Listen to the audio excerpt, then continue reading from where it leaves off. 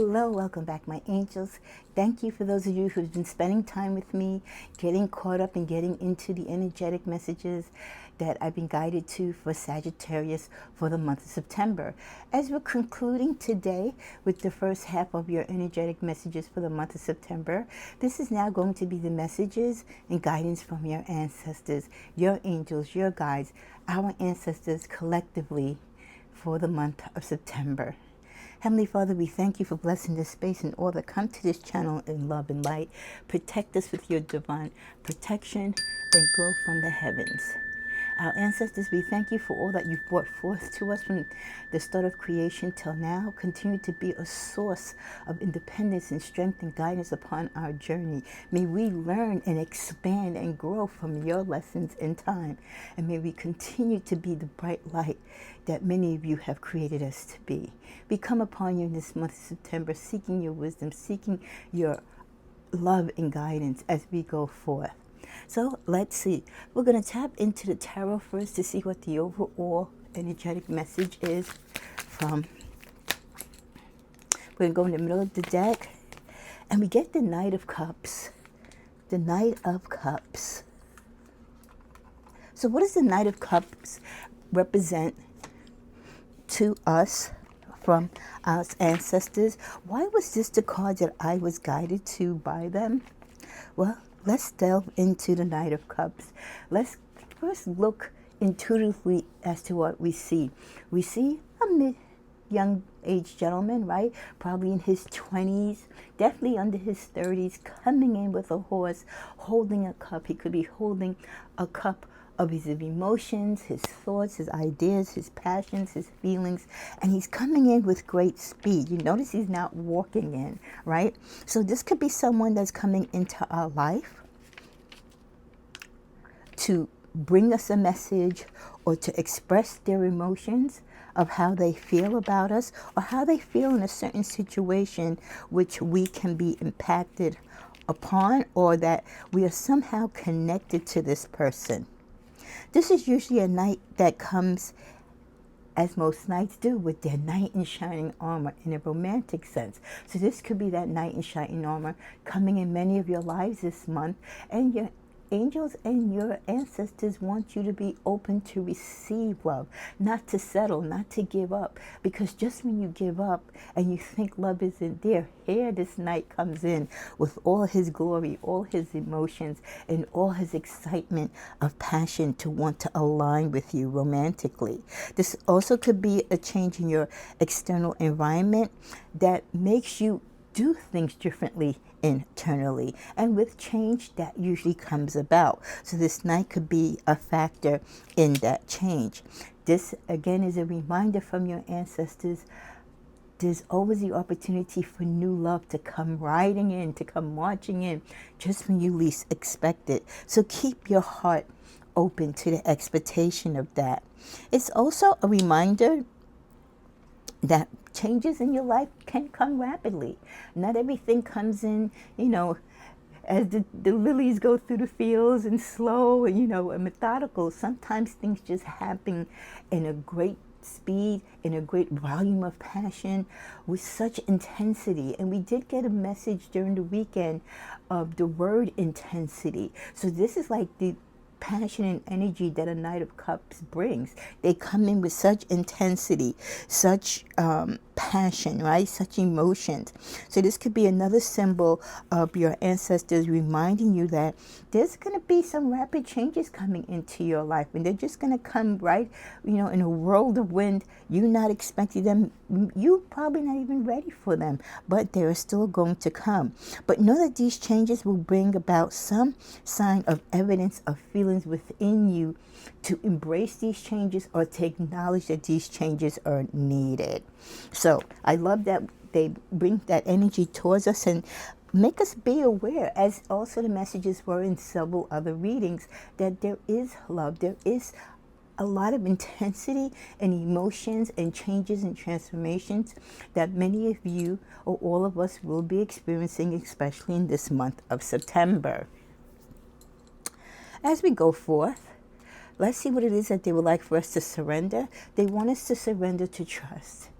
Your ancestors want you to trust yourself, Sagittarius, with your own decisions, with your own thoughts and ideas. Try not to follow the crowd. You are best when you are free to be you.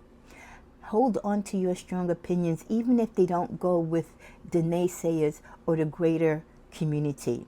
Take action and be confident that what you choose for your path, Sagittarius, is what is for you. They also go on to say your solar plexus chakra may need some realignment.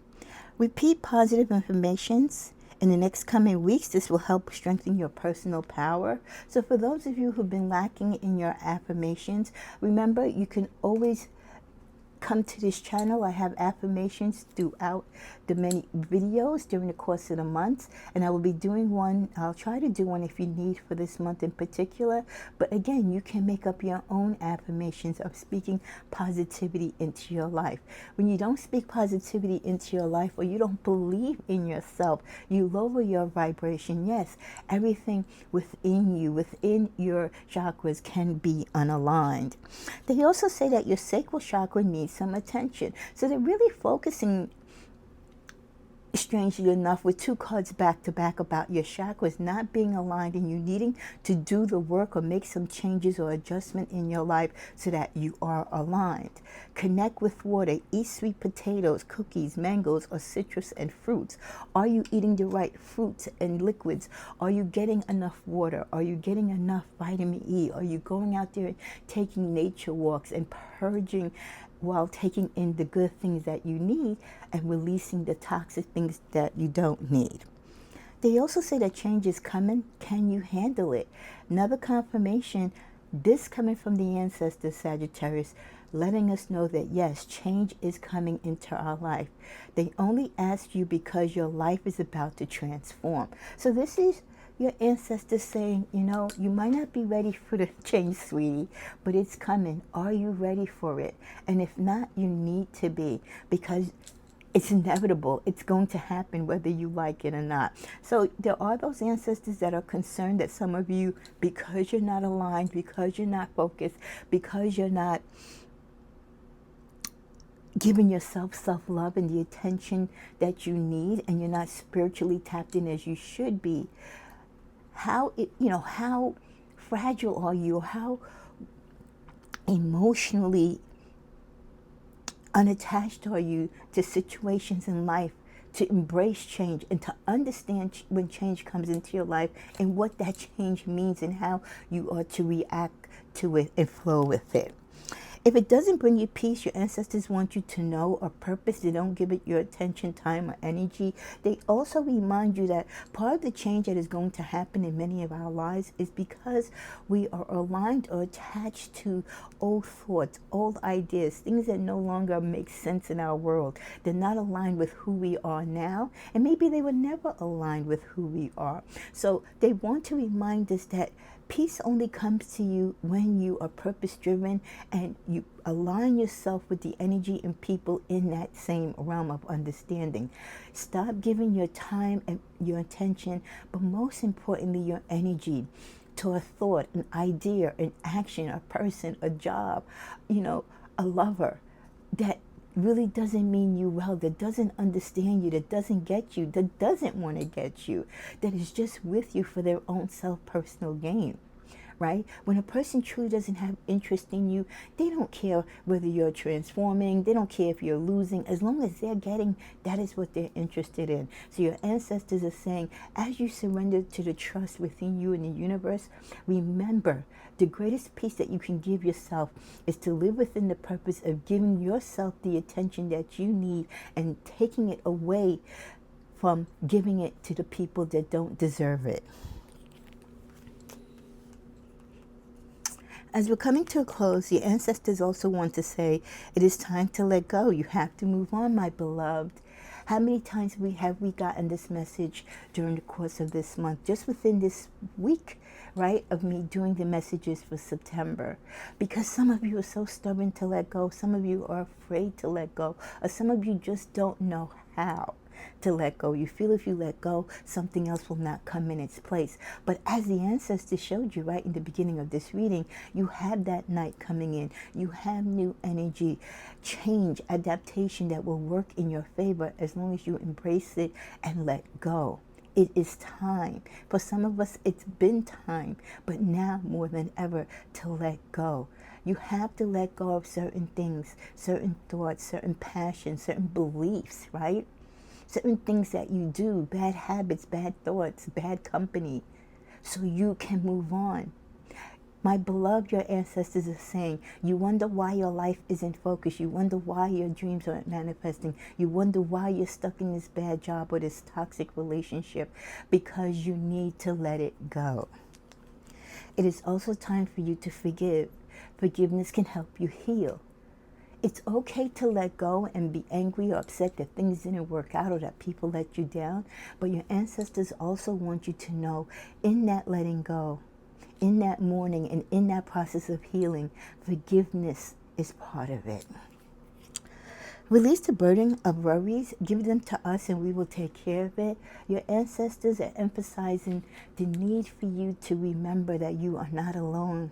You have God, you have angels. As 1111, the angelic number, showed up to release your burden and worries, because you do have a spiritual family, physically here on the earth, but also in the spiritual realm, your ancestors that are there, right? Many of them have experienced what you're going through, or they already see before it happens in your life what you're about to go through. So they have that energy and that love and that warmth to give you and to be a source of comfort, to help you get through the challenging times, to get through the times when you really can't figure it out or you're caught off guard, especially when things happen with such intensity and unexpectancy in your life. Give your cares to them. They are there. They will take care of comforting you. They will worry for you so that you don't have to. Then we end with the final card. In order to truly heal, Sagittarius, you must address the old traumas and wounds.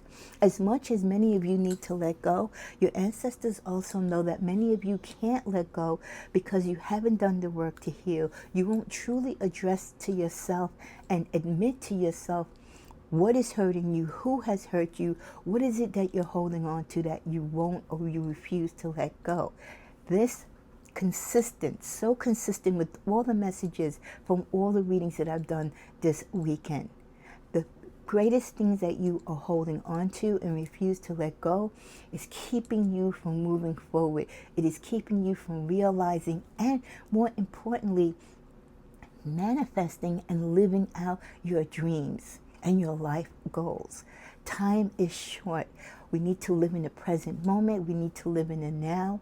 It's okay to feel hurt and pain from the past, but we can't live in it. So let your ancestors comfort you, be there to help you with those burdens to get through, to learn to heal and address the traumas, whether you need healing, whether you need to go for counseling, therapy, whatever it is that you need, so you can finally put a closure to these past hurt and pains, because there is a bright future for you once you let that opportunity and opening of new life and new energy come across. And this transformation, this change, this unexpected intensity of energy is all part of that process. So by all means, please heal.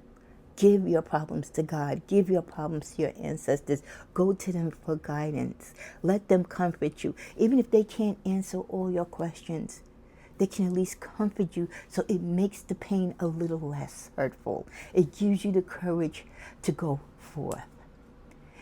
In closing, we thank you, our ancestors. Continue to be a source of light and peace and comfort to us. Help us prepare for the journeys and the changes and the transformations, whether they come fast or slow. We will be there in the glow of God's love and light and your protection. We thank you for all that you bring to us and our family and our spiritual community. Blessings on to you during the month of September.